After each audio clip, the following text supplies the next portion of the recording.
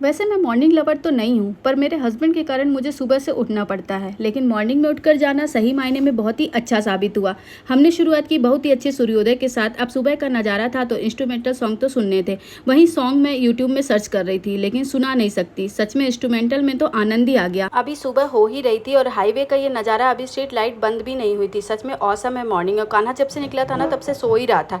अब हाईवे से हमने जंगल की ओर अपना रुख कर लिया और जहाँ हमें मेन पॉइंट पर जाना था, बहुत ही घनघोर जंगल था। ये देखिए अद्भुत नज़ारा, भोपाल के पास ही इस तरह की मेस्मराइजिंग ब्यूटी जहाँ मन थॉटलेस हो जाता है। एक केसरिया कलर का आसमान, नीचे ग्रीनरी, ऊंचे ऊंचे पहाड़ और पहाड़ों पे बादल उतरे हुए, बहुत ही सुंदर नज़ारा था। सुबह सुबह पंछियों की आवाज़, इतनी शांति, इतना सुकून, इतना सुंदर नज़ारा देख के ना मन बहुत ही खुश हो रहा था।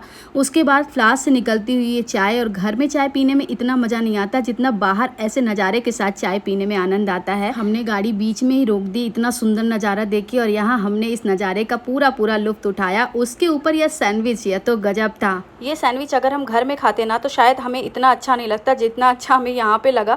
फिर हम जंगल में आगे की तरफ चले। बहुत ही घनघोर जंगल था, दोनों तरफ आसमान बहुत ही अच्छा लग रहा था। और फाइनली हम पहुँच गए नर्मदा मैया के दर्शन करने। तो आप लोग भी नर्मदा मैया के दर्शन कर लीजिए, बोलिए हर हर नर्मदे। फाइनली अब कान्हा उठ चुका था और वह अपनी मस्ती करने में लग गया था। तो मैंने सोचा मैं भी क्यों पीछे रहूँ, मैं भी कान्हा के साथ मस्ती करने लगी। फिर हम लौट ही रहते कि हमारी गाड़ी पर हनुमान जी आकर स्वयं बैठ गए। बहुत देर तक हनुमान जी बैठे रहे, बहुत इंजॉय किया इन्होंने। और इनके साथी भी पीछे से देख रहे थे इनको इस तरह बैठा हुआ। हम डर रहे थे, पर बजरंगबली तो बहुत ही इंजॉय कर रहे थे। अगर सनरूफ खुल जाता ना तो अंदर ही आ जाते। ये हमारी गाड़ी में करीब आधे घंटे तक बैठे रहे और हमने भी इनको कहीं से कहीं तक डिस्टर्ब नहीं किया कि आप भी आनंद लो। हम इनको देख देख के ही आनंद ले रहे थे।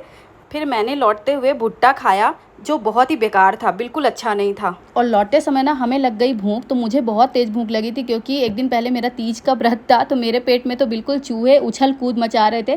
फिर उसके बाद हम चले गए यहाँ पे विंध्याचल ढाबा में, जो बहुत ही अच्छा ढाबा है और ये भोपाल के पास ही है, ज़्यादा दूर नहीं है। और यहाँ पे ना नाश्ता बहुत अच्छा मिलता है।